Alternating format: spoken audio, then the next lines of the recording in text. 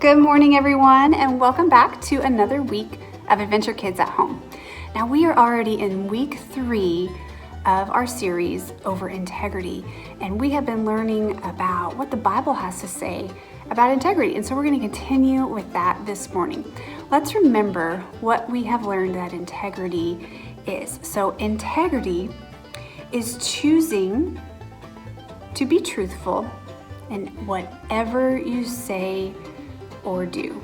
And so we want to be able to do that.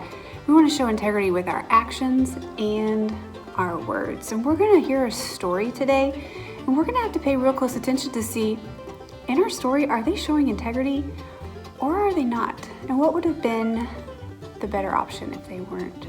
But before we get into our story, we are going to stand up. We are going to worship God. We are going to thank Him that we can trust Him. He is the one we can always trust. And I'll see you back after that.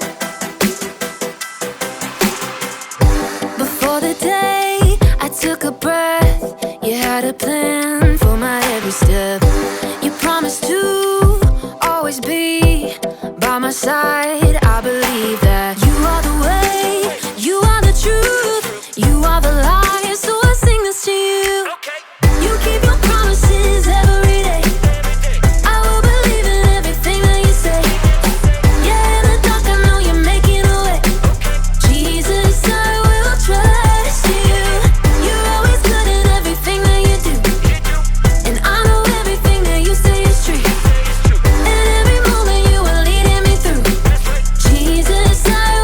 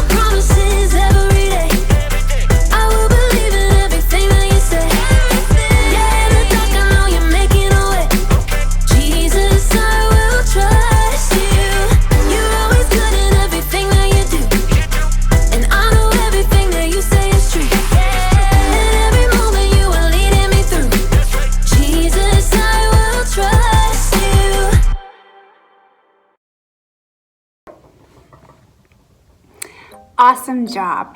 Let's move right into our memory verse for this month. Read it with me. Anyone who lives without blame walks safely, but anyone who takes a crooked path will get caught. Proverbs 10:9.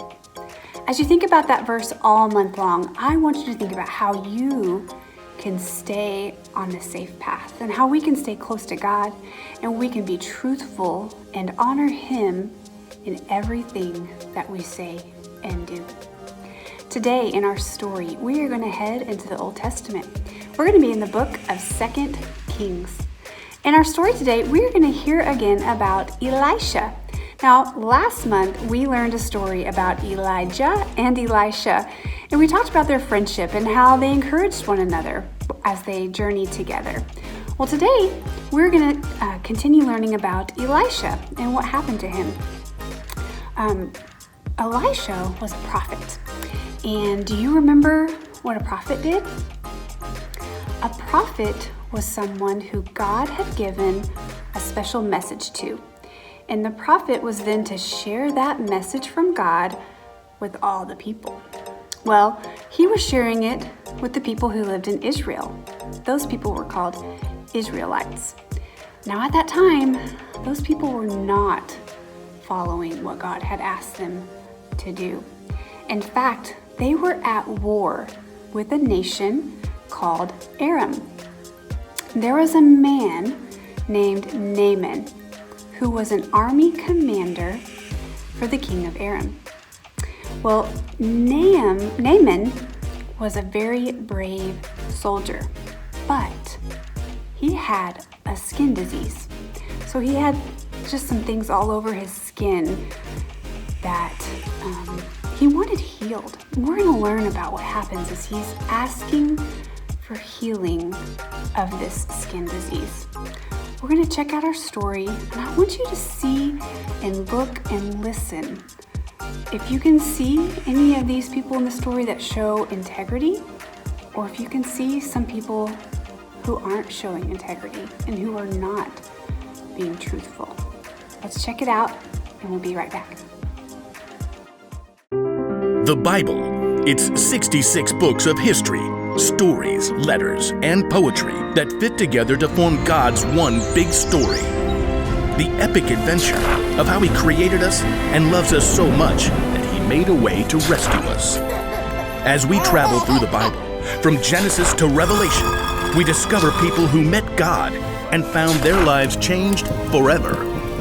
Now, for an amazing story, inspired by the book of 2 Kings, chapter 5. Naaman was the commander of the army of Aram, one of Israel's greatest enemies. Forward march! Though Naaman was a wealthy man, he had one problem that no doctor could solve. He had a terrible skin disease. Make it go away. Then Naaman heard news of a prophet in Israel, Elisha, who might be able to help. But instead of going straight to Elisha, Naaman took rich gifts to the king of Israel, along with a letter from the king of his own land explaining how important he was. The king of Israel frowned as he read the letter from his enemy, the king of Aram. I am sending my servant Naaman to you with this letter. I want you to heal him of his skin disease. What? No! I'm not God. Your king is trying to pick a fight with me. But I just Not listening. La, la, la, la. The king of Israel made such a fuss that Elisha heard the news and sent a messenger. It was probably his trusted servant, Gehazi. I'm a good guy. Trust me. Gehazi took Elisha's message to the king. Elisha says tell the man to come to me. Gehazi raced back home to help Elisha prepare for the important visitor. And sure enough, the king of Israel sent Naaman straight to their doorstep. Gehazi peeked out the window. Look how low the chariot is riding. What's in the back? Embroidered robes and bags of something? Gehazi? Hurry up. You gotta look good for this guy. I'll get you your best robe. Nope. You're not wearing the robe? I'm not going out. Not going out? No, you are. My robe? What's wrong with your robe?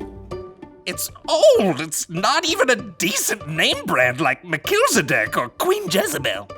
Elisha sent his servant out the door with a message for Naaman. Are you the prophet? No. But let me just say that is one excellent chariot. I see you got the golden hubcap. Where's Elisha? He says, go, wash yourself in the Jordan River 7 times. Then your skin will be healed.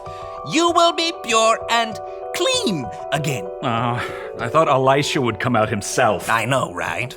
Look, can't he just say some words and wave his hand and, make me better? That's what I was thinking too. And the Jordan River? I mean, it's full of muck and tadpoles and... forget it. Naaman tore off, angry, but his servants convinced him to follow Elisha's instructions. Naaman dipped 7 times in the murky Jordan River, and when he rose from the water on his 7th time, What? his skin was perfectly clean. He was healed. Unbelievable. Naaman raced back to Elisha's home. This time, the prophet came outside along with Gehazi. Naaman marveled at his unmarked arms and hands. Now I know that there is no God anywhere except in Israel. Please take a gift from me. Gehazi inched closer to the chariot. He could see the richly colored robes hanging over the bags of gold and silver. Is that a genuine Melchizedek robe? Uh-huh, the real deal. Just have your servants unload around back and I'll... Nope. I serve the Lord. You can be sure that he lives. And you can be just as sure that I won't accept a gift from you. What? Please, I'm begging you. He's begging you, Elisha. But Elisha still refused to take a single coin from Naaman and send him away in peace. Elisha went back inside, leaving Gehazi speechless on the doorstep. What? No. Seriously? Gehazi could still see the dust kicked up by the horse's hooves. Elijah should have taken something. If he didn't want it, he could have just given it to me. With that, Gehazi took off running down the road. His arms pumped and his sandals flapped as he crested the hill and came up alongside the chariot. Naaman pulled it to a halt. Is everything all right? It's fine. My master sent me to say that 2 young prophets have come to visit.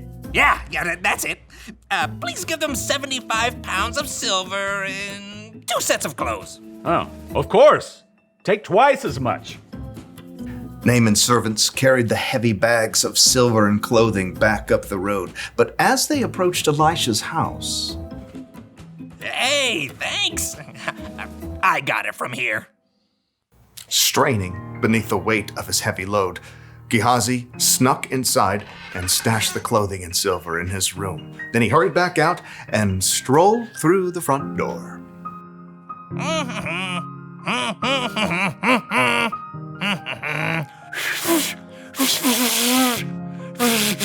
Can't whistle. Elisha studied him with sharp eyes. Where have you been? Oh, me? I didn't go anywhere. Didn't my spirit go with you? I know Naaman greeted you.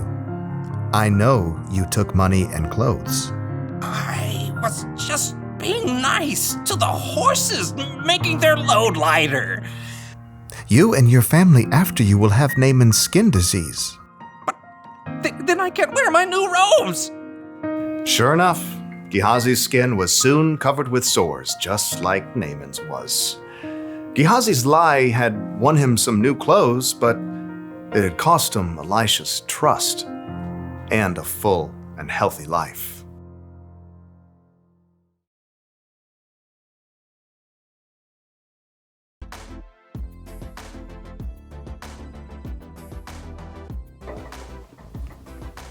Wow, what a story today, huh? Did you see someone in our story that did not show integrity? Yeah, it was Gehazi, Elisha's servant. In our story today, Elisha did not want to accept the gift from Naaman, and he sent him on his way, right? But Gehazi did something that did not show integrity. He ran after Naaman, and he lied to Naaman and said that basically they'd kind of changed their mind and that he wanted the gifts, right? So he's not showing integrity right away when he's asking Naaman for the gifts. And then he goes back and he takes all those gifts back to Elisha's house. And then Elisha asks him, well, where have you been? And Gehazi lied again. And he acted as if he hadn't been anywhere. But that wasn't true, was it? Now, if someone continues to lie to you, it makes it kind of hard to trust them again, doesn't it? Not that they can't be trusted again, but that brings us to our bottom line today. Our bottom line says, when you're not truthful, you lose trust. So think about that. The more we can show that we're going to be truthful with our words and actions, the more people are going to trust us, right? But if we're not truthful, it makes it hard for anyone to trust that what we say or do is actually real. Now, if you think about it, God is always trustworthy. So it makes sense that He thinks it's important for us to be trustworthy too. So we may think that we're being sneaky when we take something that doesn't belong to us, or if we tell a lie to get what we want, that it's no big deal. But God, He always knows the truth. And remember, Jesus proved that we can always trust Him too. He always did exactly what He said He would do. And He gave us the best example of what it means to be trustworthy and truthful. He showed us with His words and with His actions what it looks like to live with integrity. I want us to close our time today with a prayer. God, we thank You for the Bible. We thank You that we have those words to read and to learn from. God, we thank You just for stories that we can see what it looks like and what You want from us as far as showing integrity. You want us to be truthful in everything we say and in everything we do. And we pray that You would help us to do that and as we go about this week. We love You so much. Amen. All right, guys, I hope you have a good week ahead. Next week will be our final week of our month of October and learning one more story about integrity. So I'll see you next week.